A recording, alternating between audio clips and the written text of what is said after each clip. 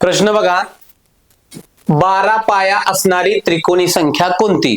आता त्रिकोणी संख्या विचारली आहे तर याच्या अगोदर आपल्याला त्रिकोणी संख्या म्हणजे काय हे आपल्याला माहित असणं गरजेचं आहे. त्रिकोणी संख्या म्हणजे काय तर दोन क्रमवार संख्यांच्या गुणाकाराच्या निमपटीस त्रिकोणी संख्या म्हटलं जातं.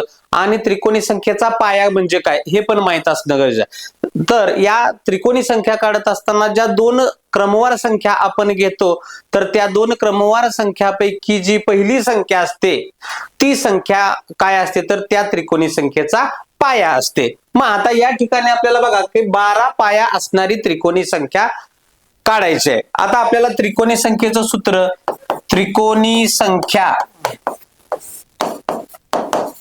बरोबर काय तर n कंसात n अधिक 1 छेद 2. मग n म्हणजे काय तर क्रमवार पहिली संख्या म्हणजेच आपल्याला 12 पाया दिलेला आहे. 12 गुणिले n अधिक 1 म्हणजे 12 अधिक 1 13 छेद 2.